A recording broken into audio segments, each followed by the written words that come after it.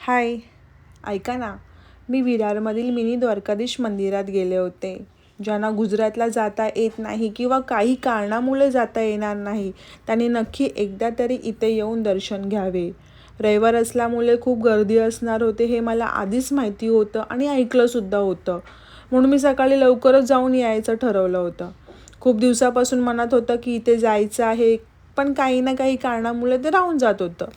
म्हणून ठरवलं की ठीक आहे, आजच जाऊया. मी पहाटे 5:45ला घरातून एकटीच स्कूटी घेऊन निघाले होते. मी बाहेर पडले तेव्हा वातावरण खूप शांत होतं आणि पक्ष्यांचा मस्त किलबिलाट चालू होता आणि त्यात कोकिलाचाही गोड आवाजही ऐकू येत होता.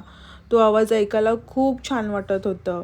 हा सकाळचा पक्ष्यांचा आवाज खूप दिवसांनी ऐकायला मिळाला, कारण मुंबईसारख्या ठिकाणी असा शांत आणि नैसर्गिक आवाज सहज ऐकायला मिळत नाही. मी जीवदानी रोडवरून जात होते तेव्हा दूरवर जीवदानी मंदिर खूप सुंदर असं दिसत होतं.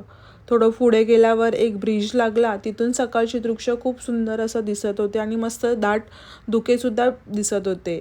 एकदम शांत, ताजं आणि प्रसन्न वातावरण होतं. असं करता करता मी मंदिराजवळ पोचले.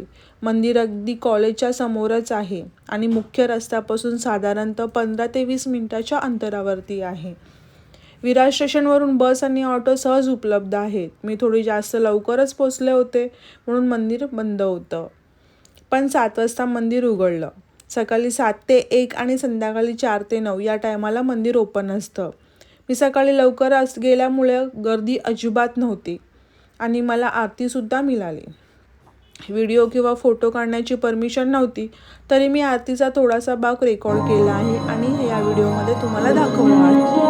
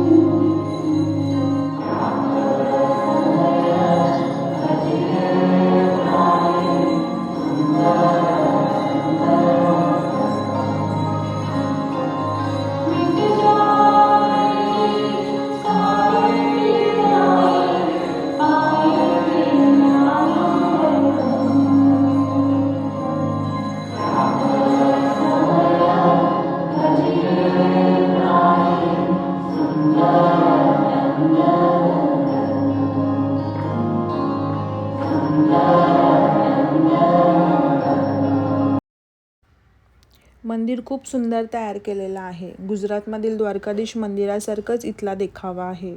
श्रीकृष्णाचे विविध अवतार मंदिराच्या खांबावरती सुंदर दाखवलेले आहेत आणि श्रीकृष्णाची 108 नावं मंदिराच्या बाहेरच्या भिंतीवर खूप सुंदर रूपात लिहिलेले आहेत. जर आपण 108 नावं जर वाचली तर आपली एक जप कंप्लीट होते. इथे गोवर्धन पर्वताचे खूप सुंदर असं दर्शन घडवलेलं आहे आणि ध्यान करण्यासाठी एक छान अशी जागासुद्धा आहे आतमध्ये. इथे पार्किंग मोफत आहे आणि खूप मोठी जागासुद्धा उपलब्ध आहे. महत्त्वाची गोष्ट म्हणजे इथे फुलं, प्रसाद किंवा नारळ घेऊन जाण्याची अजिबात परमिशन नाही आहे. मंदिरात फोटो किंवा व्हिडिओ काढण्यासाठी सुद्धा परमिशन नाही, पण थोडंसं कॅप्चर केल्याशिवाय राहिलंच नाही. तुम्ही नक्की एकदा तरी इथे भेट द्या. खूप शांत आणि समाधान देणारं ठिकाण आहे. छोटीशी टिप तुमच्यासाठी, सकाळी लवकर आला तर इथे अजिबात गर्दी नसते, म्हणून जास्तीत जास्त तुम्ही सकाळी जाण्याचा प्रयत्न करा. व्हिडिओ आवडला असेल तर लाईक करा, शेअर करा आणि चॅनलला सबस्क्राईब करायला विसरू नका. पुन्हा भेटू नवीन व्हिडिओमध्ये. जय श्रीकृष्ण. बाय.